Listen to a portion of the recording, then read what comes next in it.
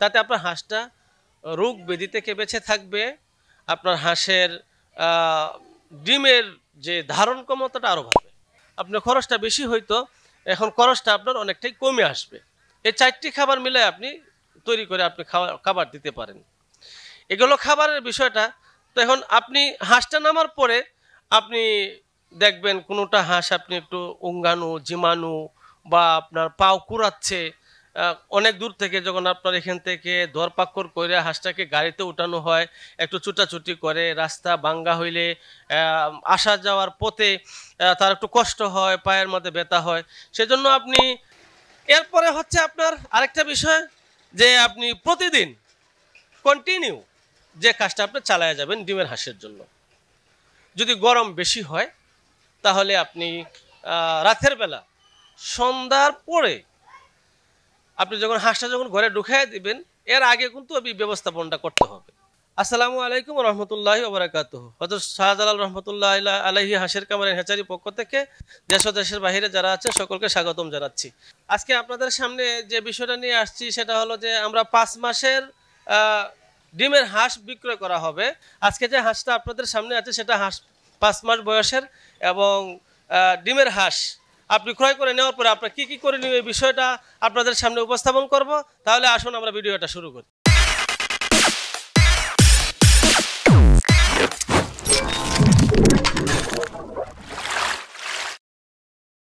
আজকে আপনাদের সামনে যে বিষয়টা নিয়ে আসছি সেটা হলো যে আমরা 5 মাসের ডিমের হাঁস বিক্রয় করা হবে এবং আপনি ক্রয় করে নেওয়ার পরে আপনি বাড়িতে কি করণীয় এই বিষয় নিয়ে আজকে আমরা আপনাদের সামনে আলোচনা করব। তাহলে আসুন আমরা ভিডিওটা শুরু করি। সুপ্রিয় দর্শক, আমরা জানি যে হযরত শাহজালাল হাঁসের কামার এন্ড হ্যাচারি সারা দেশেই কিন্তু আপনার একদিনের বাচ্চা থেকে নিয়ে একের রানিং ডিম পর্যন্ত সারা দেশে সরবরাহ করা হচ্ছে। দর্শক, অনেকে এই বিষয়টা জানে না যে একটা হাঁস ডিমের হাঁস আপনি ক্রয় করে নেওয়ার পরে আপনার কি করণীয় এই বিষয়গুলো কিন্তু আমি আপনাদের সামনে আজকে উপস্থাপন করব। তো প্রথমে আসুন, আমরা যখন এখান থেকে হাঁসটা গাড়িতে উঠাই দিই তো দীর্ঘপথ আসা যাওয়া করে, দীর্ঘপথ যাওয়ার পরে কিন্তু হাঁসটার একটা ক্লান্তি আসে, আপনার পানির পিপাসা আসে। ওই পানির পিপাসার জন্য আপনি যিনি গ্রাহক উনি কিন্তু হাঁসটাকে নিয়েই আপনি খাদ্য দিতে পারবেন না। যারা ক্রয় করে নিচ্ছেন নেওয়ার সাথে সাথে কিন্তু আপনি তাকে খাদ্য দিতে পারবেন না। নেওয়ার পরে আপনি হাঁসটাকে গাড়ি থেকে নামানোর পরে আপনি ঘরে রাখবেন। ঘরে রাখার পরে আপনি কয়েকটা স্যালাইনের ব্যবস্থা করতে পারেন, যেমন লাইসোবিট আছে, রেনাসি আছে, বিটা সি আছে, বিটা প্লাস আছে। এই ধরনের কোনো একটা স্যালাইন দিয়ে আপনি 100 হাঁসের জন্য 5 লিটার পানি দিয়ে আপনি একটা ঠান্ডা পানির ব্যবস্থা করতে পারেন, বিশুদ্ধ পানি, যেটা আপনার টিউবওয়েল বা মোটরের পানি হইতে পারে। ওই রকম পানি দিয়ে আপনি একটা স্যালাইন তৈরি করলেন। তো স্যালাইন তৈরি করার পরে আপনি রেখে দিলেন, হাঁসটা নামায়া এটা পানিটা মিনিমাম আপনি 10 মিনিট ওদেরকে শুধু পানিটি খাওয়াবেন, কোনো খাদ্য দিবেন না। গেল 1। 2 নম্বর হচ্ছে আপনি খাদ্যটা কিভাবে দিবেন। যদি আমরা কিন্তু আমরা যেখানে আবদ্ধ রাখি ওইখানে কিন্তু আমরা বোল দিয়ে কয়েকটা বোল দিয়ে রাখি। তারা বোল থেকে খেয়ে তারা পানি খেয়ে তারা ওই খাদ্য খাচ্ছে। কিন্তু আপনি যখন ঘরে খাদ্য দিবেন তখন বোলের মধ্যে মনে করেন আপনি 500 হাঁস নিয়েছেন, তো 4-5টা বোলের মধ্যে আপনি খাবারটা পরিবেশন করবেন। কত মিনিট পরে? 10 মিনিট পানি খাওয়ার পরে আপনি খাদ্যটা পরিবেশন করবেন। তো আপনি যখন খাদ্যটা দিবেন দেখবেন যে প্রথম অবস্থায় আপনার কিছু হাঁসা খাদ্য খাচ্ছে, আবার কিছু খাইতেছে না। তো এটা ভয়ের কিছু নাই, সন্দেহের কোনো কারণ নেই। নতুন একটা হাঁস এক জায়গা থেকে আরেক জায়গায় গেলে পরে আপনার হাঁসটা একটু বৃথ থাকে, খাদ্যটা রীতিমতো খাইতে চায় না। তো 1-2 দিন যখন চলে যায় তখন সেই জায়গার সাথে একটু মিচিং হয়ে যায় এবং খাদ্যটার সাথে সে পরিচিত হয়ে যায়, তখন সে খাবে। সুতরাং এখানে কোনো সন্দেহের বিষয় নাই এবং এটা নিয়ে কোনো চিন্তা করার কোনো বিষয় না। সুপ্রিয় দর্শক, তাহলে গেল আপনি হাঁসটা কীভাবে নামাবেন এবং কীভাবে পানি দিবেন, কোন খাদ্যটা দিবেন। তো খাদ্যের মধ্যে তো আমরা আপনাদেরকে বলছি যে খাদ্যের তালিকার মধ্যে আপনি ধান রাখতে পারেন, লেয়ার ফিড, পরে ভুট্টা দিতে পারেন, শামুক দিতে পারেন, যে এলাকায় শামুক নাই আমরা কিন্তু এই কথাটা বলে থাকি যে আপনাদের এলাকায় যদি শামুক না পান আমাদের সাথে যোগাযোগ করবেন, আমরা ইনশাল্লাহ আপনাদের এলাকায় আমরা শামুক আপনাদেরকে আমরা পৌঁছায় দিব। সুপ্রিয় দর্শক, এই 4টি খাবার লেয়ার ফিড, দান, শামুক, ভুট্টা, এই 4টি খাবার যদি আপনি খাওয়ান তাহলে আপনার খরচের যেটা আপনার খরচটা বেশি হইতো এখন খরচটা আপনার অনেকটাই কমে আসবে। এই 4টি খাবার মিলে আপনি তৈরি করে আপনি খাবার দিতে পারেন। এগুলো খাবারের বিষয়টা।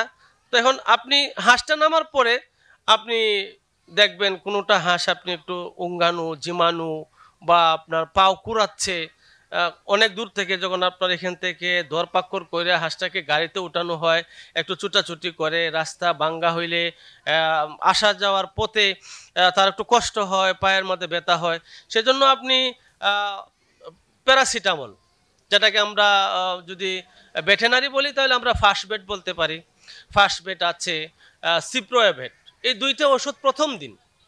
ডিমের হাঁস তো হাই অ্যান্টিবায়োটিক খাওয়ানো যাবে না, হাই অ্যান্টিবায়োটিক দিলে আপনার ডিমের সমস্যা হতে পারে, সেজন্য আপনি ফার্স্ট বেড, সিপ্রোয়েভেট, এই 2টা ওষুধ আপনি সকালবেলা আপনি তাকে খাওয়াই দিবেন।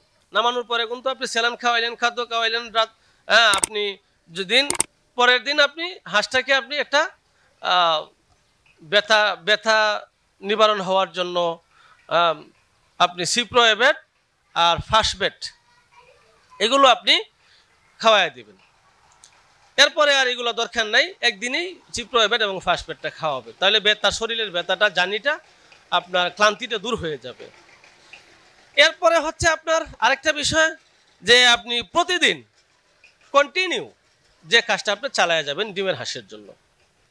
যদি গরম বেশি হয় তাহলে আপনি রাতের বেলা সন্ধ্যার পরে আপনি যখন হাঁসটা যখন ঘরে ঢুকাই দিবেন এর আগে কিন্তু আপনি ব্যবস্থাপনাটা করতে হবে।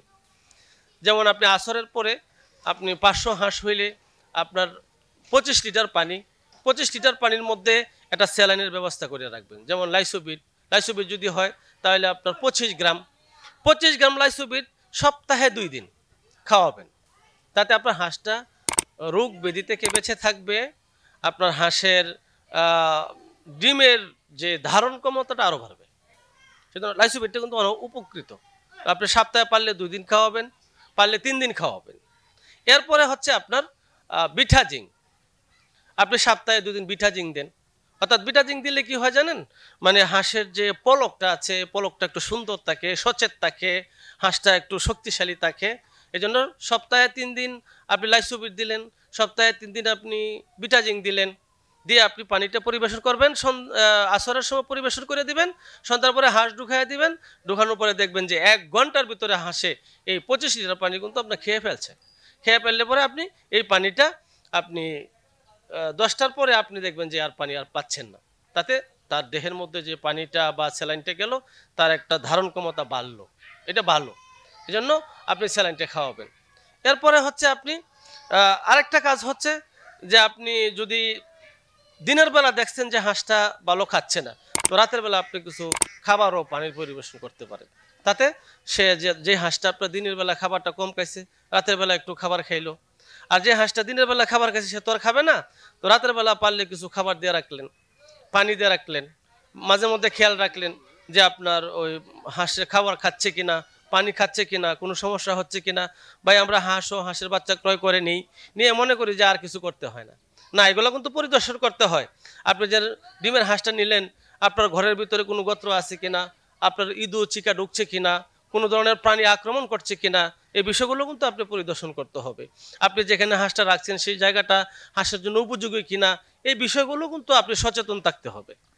তাহলে আসুন আমরা কিন্তু আজকে আপনাদের সামনে যে বিষয়গুলো আলোচনা করেছি সেই বিষয়গুলো যদি আমরা খেয়াল করি তাহলে দেখা যাবে যে একটা কামারি সফল কামারি হবে এবং দেশকে সে কিছু দিতে পারবে এবং হালালভাবে হালাল তরিকায় সে কিছু উপার্জন করতে পারবে। সুপ্রিয় দর্শক, হযরত শাহজালাল রহমতুল্লাহ আলাইহি হাঁসের কামার এন্ড হ্যাচারি শুধু আপনাদের সামনে আসি, আমরা হাঁস বিক্রয় করার জন্য শুধু আসি তাই না, কারণ আমাদের এখান থেকে তো অ্যাভেলেবেলই বিক্রয় হচ্ছে। হাঁসের আমাদের এখানে একদিনের বাচ্চা থেকে নিয়ে রানিং ডিমের হাঁস পর্যন্ত আমাদের এখান থেকে বিক্রয় হচ্ছে। তো তবে আজকে যে হাঁসটা আপনাদের সামনে উপস্থাপন করেছি সেটা 5 মাস বয়সের হাঁস। এখানে 2000 হাঁস আছে। ইচ্ছা হলে যদি কারো ইচ্ছা থাকে তাহলে নিতে পারেন ইনশাল্লাহ। আমরা ইনশাল্লাহ বিক্রয়ের জন্য প্রস্তুত আছি। তাহলে আসুন আমরা হালাল হাঁসের কামার করি, হালালভাবে আমার সংসার, আমার বিবি বাচ্চা নিয়ে আমি সুখ ও শান্তিতে দেশকে সমৃদ্ধ সুন্দর করতে পারি এবং হালালভাবে ব্যবসা করে নামাজ কায়েম করে দুনিয়া আখিরাতের কল্যাণ করতে পারি। আল্লাহ তাআলা আমাদের সকলকে তৌফিক দান করেন। এই বলে আমার কথা শেষ করছি। দেশ ও দেশের বাহির থেকে যারা দেখছেন তাদেরকে আবারও আন্তরিক মোবারকবাদ জানিয়ে আমার কথা এখানে শেষ করলাম। আসসালামু আলাইকুম রহমতুল্লাহ।